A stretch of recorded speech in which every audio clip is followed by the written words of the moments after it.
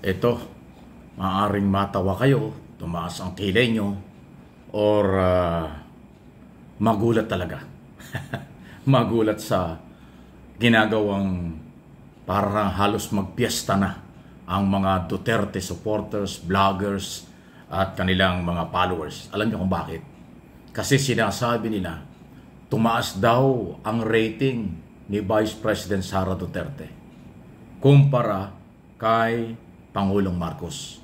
Well, hindi naman maiwasan yan kasi ang Pangulo kahit anong gawin mo ayaw tanggapin ng mga DDS o baka na-survey ay mga DDS. Ay natural, negative yun. Pero kahit naman anong gawin, ang Pangulo pa rin ay mananatiling Pangulo hanggang 2028 kahit bumaba ang survey kumpara kay Inday Sara. Pero ang nakakatawa rito at hindi dapat ating paniwalaan kaagad kasi sinasabing rating, approval rating. Ano ba ang ginawa ni Sara? Ano ba ang performance ni Sara as Vice President? Tatanong na ako kasi wala naman ako nakita. Ano bang ginawa niya? Pamumulitika? Pampataas ba ng rating yon? Pamamalagi ng halos isang buwan sa The Hague, Netherlands? Papapataas ba ng approval rating yon? Alam niyo kasi, magpakatotoo kayo. Ito naman talaga ang totoo dyan. Tumaas sa survey si Sara because yung sympathy. Dahil nakulong, hinuli, pinakulong sa ICC si Duterte, yung kanyang ama. Ganon po talaga ang mga Pilipino eh. Sa tingin nila ay underdog or kawawa, kaya nakakuha ng sympathy. Paano naging approval rating yun? So, sinuportahan lang si Sara dahil naawa yung mga supporters nila dahil nakulong yung ama sa kasong crime against humanity. Pero kung performance, pakidiscuss nga ninyo, ano bang performance ng pangalawang Pangulo? Ako nagtatanong lang, hindi naman ho ito batikos. Although yung mga saradong isip, pag tinatalakay natin mga Duterte, akala banat na kasi hindi nila alam ang issue. Ay ako, mamamahayag ako at political vlogger. Kaya entitled ako at karapatan ko at obligasyon kong talakayin ang mga issue para maliwanagan ng mga bukas ang kaisipan tulad ng Marcos loyalists, Marcos supporters, independent, silent majority, yun po yung independent, na ang pagtalakay issue lang. Kaya ako nagtatanong, paano tumaas ang rating ng Pangulo? Ano bang ginagawa niya sa pagiging Vice President? Wala na. Mula nang siya mag-resign as DepEd Secretary at ngayong Vice President na hindi ko alam kung ano kanyang ginagawa, paano tumaas ang rating? Tumaas ang rating sa pamumulitika siguro. Nakilala siya at sinuportahan dahil nakulong yung ama. Yun ang aking nakikita. At ito pa yung nakakatawa. Tumaas ang rating niya nung siya ay nasa abroad. Wow!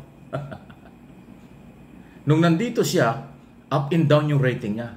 Halos pababa ang kanyang mga rating nung siya ay nandito sa Pilipinas. Pero nang magpunta siya sa abroad dahil nahuli nga ang kanyang ama na dinala nasa ICC, doon tumaas ang rating. So si Inday pala, pag wala sa Pilipinas, tumataas ang rating. Ano yun? So mas bagay pala siya doon sa abroad kaysa rito? Ganun ba yun? O kayong mga nag-survey at mga na-survey, ano ang basihan nyo para tumaas ang rating ni Inday Sara? Ano ba ang kanyang ginawa? Ano ba ang performance ng Office of the Vice President? Akala ba nyo natabunan na yung betrayal of public trust? Di umano yung graft in corruption? Article of impeachment? 7 yan.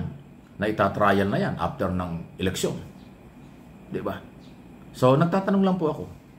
Saan hinugot ng mga na-survey at nagpa-survey, survey company, yung mataas na rating ni Sara Duterte? Si Pangulong Marcos na walang holiday ang trabaho bilang Pangulo ng bansa, ginagawa ang lahat, ayaw lang tanggapin ng mga anti-Marcos, DDS lalo tigit, kasi meron silang political agenda. Gusto nilang pabagsakin ng gobyerno, gusto nilang agawin ng gobyerno ito. Kaya kahit anong gawin ni Pangulong Marcos, negative sa kanila.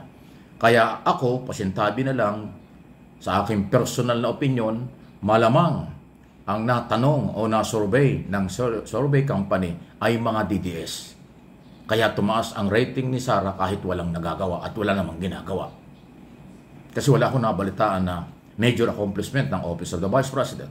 Ang alam ko lang ay halos isang buwan siya doon sa Europe sa pakikipag-ugnayan sa mga abogado magtatanggol sa kanyang ama sa crime against humanity sa ICC na itatrial, kisimula ang trial sa September ngayong taong ito.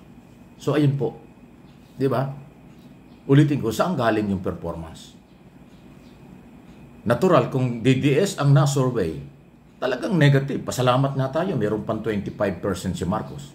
Kasi kung talagang DDS yan, sa kanila zero eh. Sa kanila, walang ginagawa si Pangulong Marcos eh. Sa kanila, bulagbingin sila sa performance at ginagawa ng Pangulo. Di ba? At kahit naman anong paliwanag mo sa kanila sa ginagawa ng Pangulo, hindi nila tatanggapin kasi bulag at bingi na sila.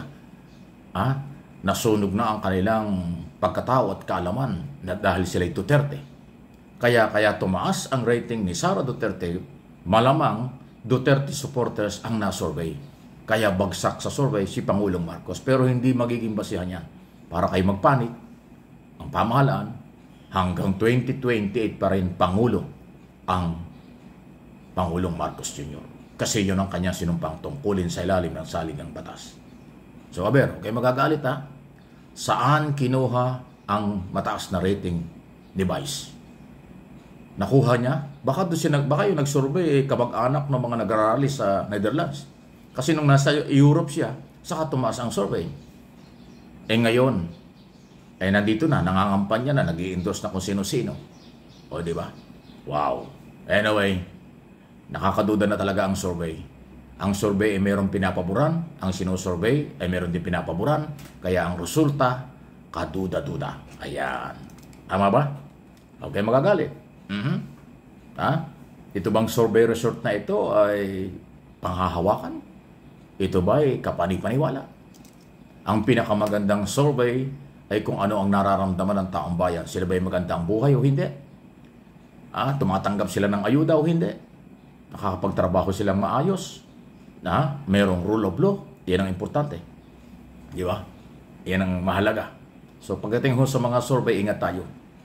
Dahil yung mga Marcos loyalists, Marcos supporters, nagmamalasakit sa gobyernong ito at sa administrasyong ito, walang hilig sa mga survey-survey. Okay? Malamang yung maiingay, dahil nga ayaw nila sa gobyernong ito at pabor sila sa mga Duterte, malamang yan ang na-survey ng mga may mga agenda. Meron nga nagsasabi daw nag-survey kasi ay DDS. Ay expected natin yan. Yung nagpa-survey, DDS. Yung survey company, baka DDS. Yung na-survey, definitely ayaw kay Marcos. Kaya pumabor kay Sara ang resulta. Yan po ang aking analysis, opinion at interpretation dyan. Survey, 2.5 na. Survey, papaniwalaan pa ba? Ang mahalaga, may trabaho tayo. Ang mahalaga, kumakain tayo. Ang mahalaga, secure tayo. Ang mahalaga, umiiral ang mga batas. Walang paglabag sa karapatang pantao sa ilalim ng kasalukuyang pamahalaan. Happy Easter sa lahat ng Pilipino sa buong mundo. Luzon, Visayas, Mindanao. Ang pagbabago, pagsisisi, at pag-unlad, inaasahan po natin. Please like and share ng ating mga video sa ating mga channel, Mike Abe Opinions, at yung kabilang channel natin, MA Pinoy TV.